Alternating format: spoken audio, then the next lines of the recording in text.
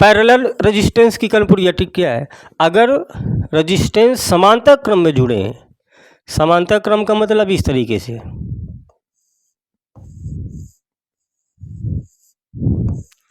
ये क्या है? समांतर क्रम में जुड़े हैं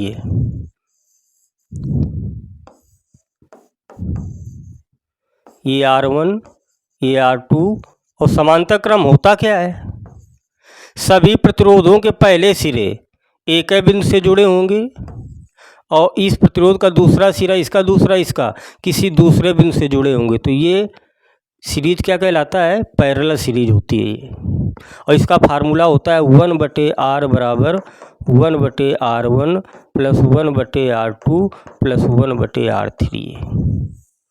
तो समांतर क्रम में क्या होता है? प्रतिरोध कम हो जाता है, 1/R ये कम हो जाता है, और जब प्रतिरोध क्या हो जाएगा? कम हो जाएगा, तो करंट क्या हो जाएगी? अधिक हो जाएगी।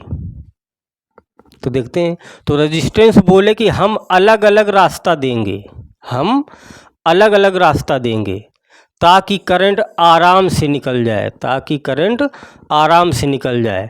बस जब रेजिस्टेंस अलग अलग ब्रांच में जुड़ते हैं तो उसे कहते हैं पैरेलल कनेक्शन। देखो ये इनकी अलग अलग लाइन है। अगर यहाँ से करंट जाएगा तो करंट यहाँ आएगा तो 3 भागों में डिवाइड हो जाएगा। यहाँ मान लेते हैं I1, इधर I2 और इधर I3। लेकिन जैसे यहाँ पहुँचेंगे तो करंट फिर मिलकर क्या बन जाएगी? I बन जाएगी।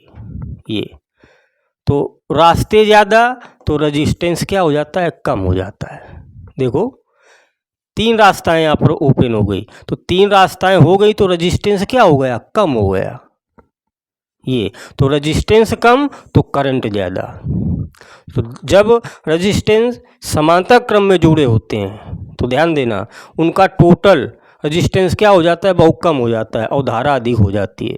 तो वही है कि रास्ते ज़्यादा हैं, ये R1, R2, R3 रास्ते ज़्यादा है तो रेजिस्टेंस क्या होगा?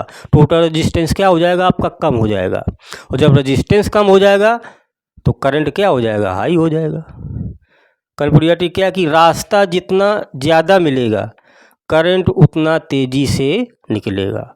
तो पैरेलल रेजिस्टेंस समांतर क्रम में क्या होता है? उसका टोटल रेजिस्टेंस कम हो जाता है और धारा क्या हो जाती है? अधिक हो जाती है।